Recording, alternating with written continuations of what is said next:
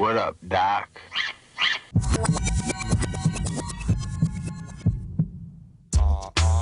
This is serious. We could make you delirious. You should have a healthy fear of us. Cause too much of us is dangerous. So dangerous, we so dangerous. It's the leading cause of preventable death in the United States, and there are 3 million people under the age of 18 who are already under its spell.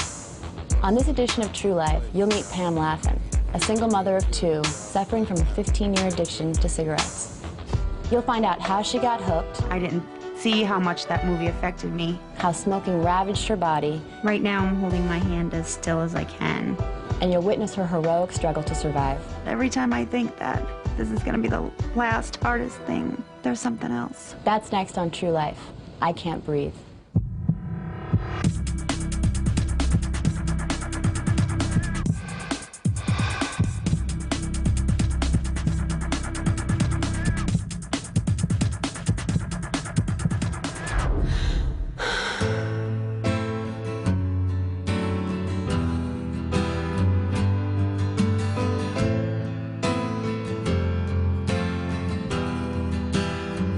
I started smoking when I was 10, and I started smoking for a lot of reasons.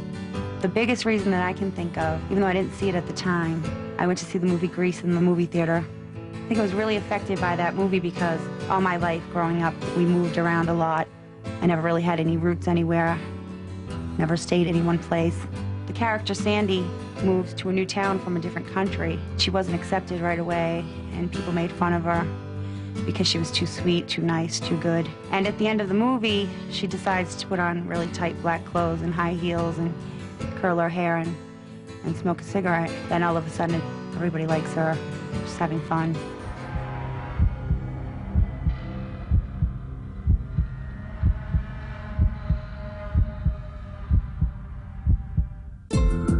Well, at the time, I didn't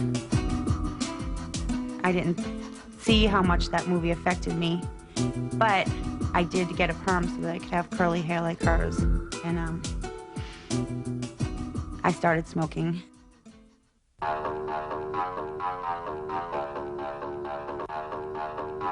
The first time I smoked, I lit the cigarette, and I took probably 3 puffs of it, and I started coughing, and I felt nauseous, and I was dizzy, and so I decided to keep trying it until I learned how to inhale correctly so that I didn't make myself sick.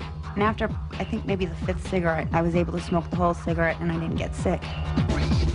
Now I know that the reason why that happens is because cigarettes are full of poisons, and getting nauseous and getting dizzy is your body's way of telling you that you're putting poison in your body, and after a while, your body just gets used to the poison and gives up. By the time I got it right, I was addicted. Is it your view that cigarette smoking is addictive? To me, what does that word mean?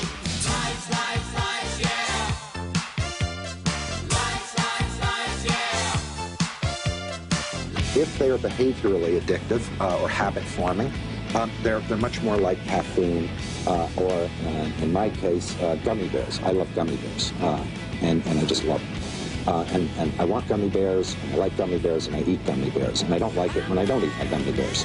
But I'm certainly not addicted to them.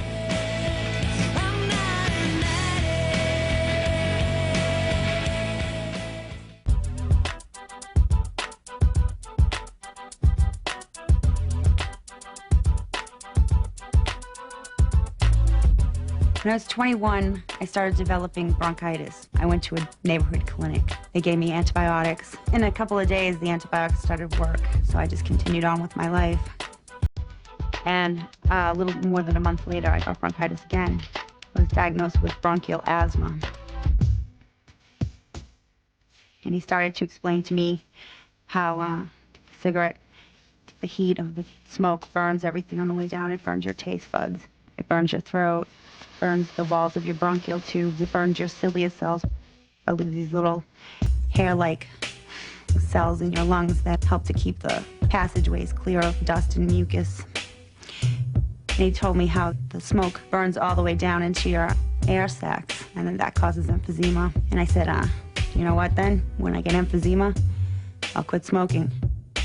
Danger!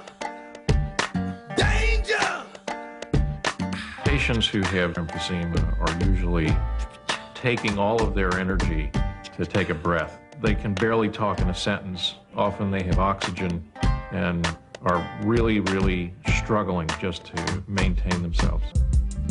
This is a healthy human lung. Very little in the way of smoke or even urban living. These are the air passages, and these are normal. This person probably never saw a cigarette. This is a lung removed from a patient who has emphysema. The first striking difference that you can see is that there's a lot of black. This is all carbon buildup from smoking. The structure of the lung itself is destroyed. The little air sacs become larger and larger over time, and we're unable to exhale our air. You can see these bubbles on the lung that I can push up. These bubbles are emphysema. Wouldn't a cigarette taste good right now? Wouldn't you like a Marlboro? I noticed over the next couple of years my breathing got worse and worse. It got harder to do things.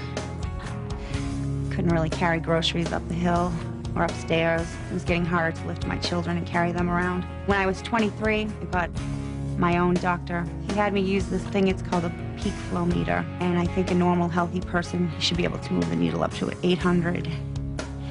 I couldn't even move the needle past 25. He couldn't even believe I was alive.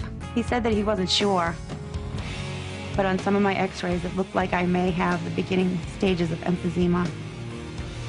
Well, since he said he wasn't sure, and I was only 23, I kind of just dismissed that thought, and I didn't believe him. And I went on with my life, and I kept smoking.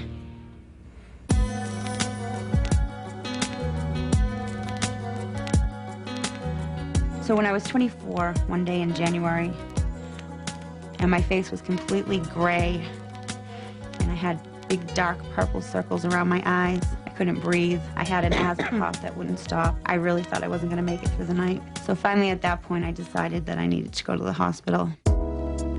The doctor at the hospital started yelling, I need an IV of Solumedrol, which is 1,000 milligrams of steroids. And he was saying she needs oxygen and just yelling all these orders, and I was getting really nervous. It was still another week before the asthma attack stopped. And once I was able to breathe more comfortably, they started running tests to find out what was wrong. The results came back pretty quickly. The hospital doctor came in, he said that the CAT scan showed that I had emphysema. Emphysema is a chronic disease that is a killer, and you cannot reverse emphysema once it starts. Hearing that there is no cure, I started to develop anxiety. I knew then that my career plans were probably gone, and my youth was definitely gone, and any hope that I had ever had for a normal life was gone. And so I had to mourn the loss of who I had hoped to be. And I had to face the fact that I absolutely had to quit smoking. And so I had to mourn the loss of my best friend, the cigarettes. Because from the time I was 10 until I was 24, I was a smoker. My entire adult life and part of my childhood, I was a smoker. Quitting smoking was like losing a friend. My lungs were in the same condition as a 70-year-old's lungs. The doctors decided that I should think about having a lung transplant. Without the transplant, I would definitely die, and I would have died slowly.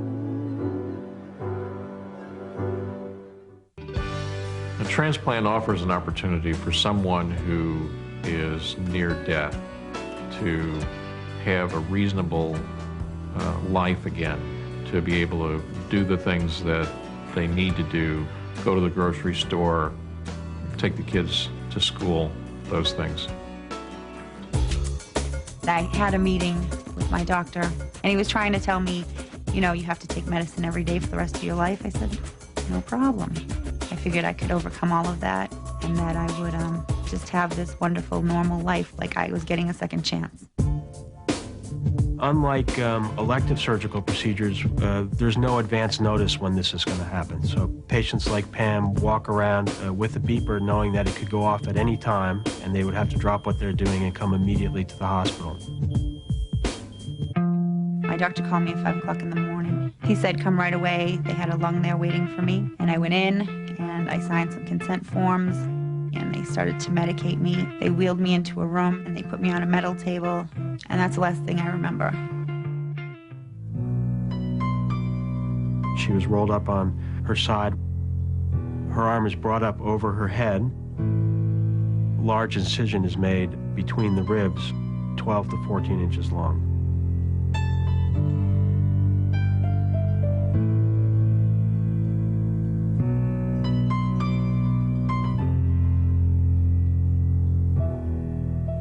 And when I woke up, what I had just done hit me like a ton of bricks.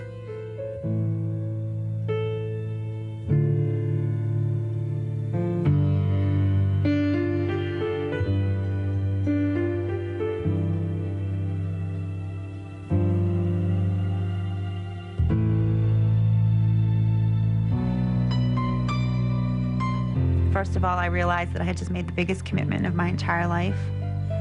It's not like I could go back and say, no, I want my old lung back, forget this. About 80 to 85% of people who have a lung transplant are alive a year afterwards. By the time you get to 5 years after the lung transplant, about 50% of the patients are alive and 50% have died.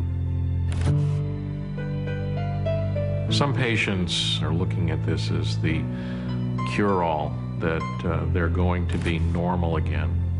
And when they have a transplant, there is a realization of all of the problems that they now are going to face.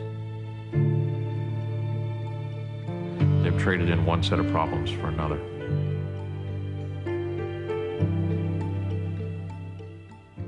All my friends say, oh, I want to be like my mom when I grow up, and I can't say that. Because if I said that, then they would think I want to start smoking when I'm 10. And I want to not be able to breathe when I grow up and have a lot of transplants. If I was her, I think I would die, because I tried not breathing for a while to see what my mom feels like, but I can't do it.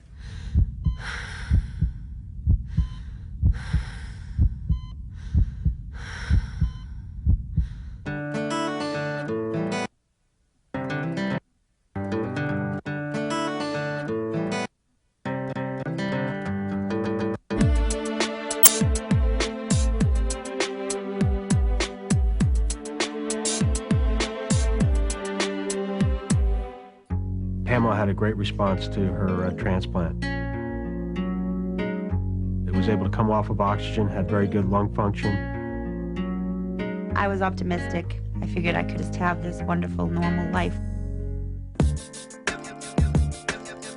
The issues that Pam and all patients have to deal with once they recover from the surgery procedure itself is dealing with the complicated medical regimen that people are on after transplant.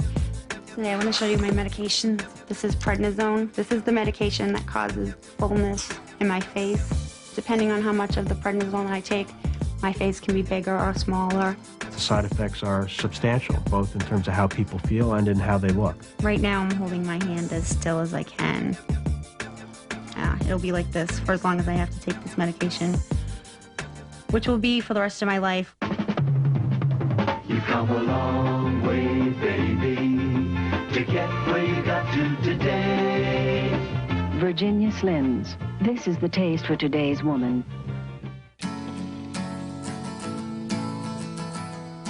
Pam Laffin is truly fighting for her life, and this fight is going on television.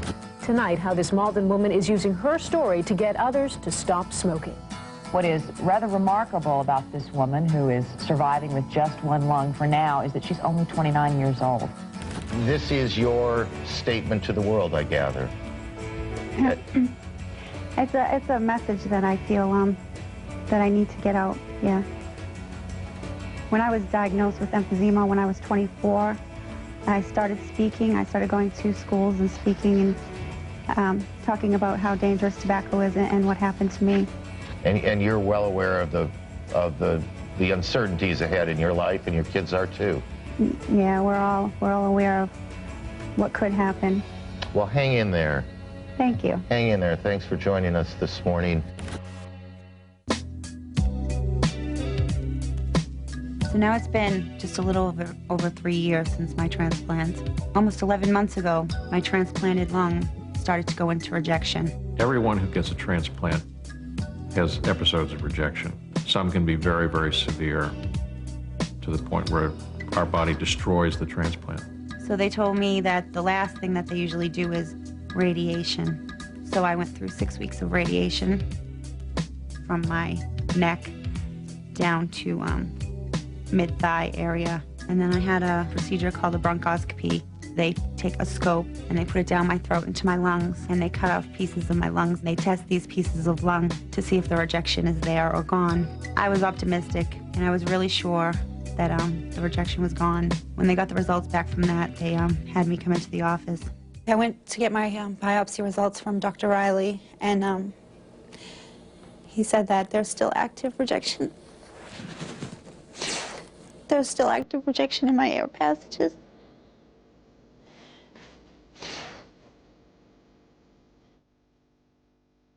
So the rejection became classified as chronic, and there's nothing else that they can do for my transplanted lung.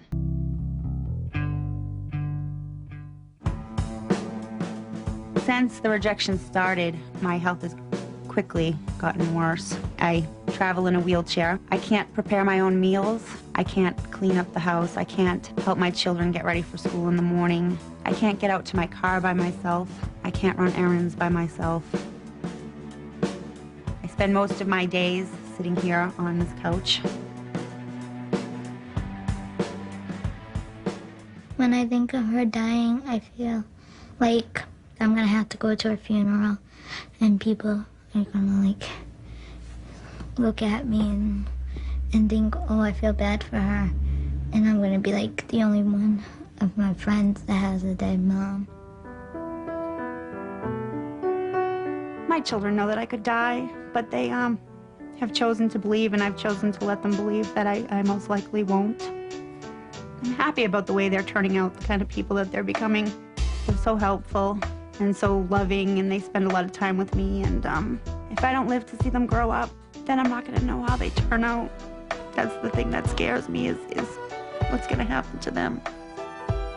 Every time I think that this is gonna be the last, hardest thing, there's something else.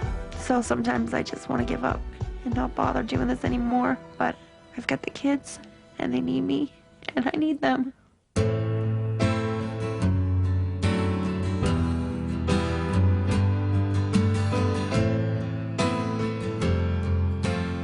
Well, I had hoped to get married someday, have somewhat of a normal life, a normal job. I guess deep down I still have that dream, but I've buried it so deeply that I can't feel it anymore. Now all I am is a mother, a patient, and my cause, the poster child for why people shouldn't smoke.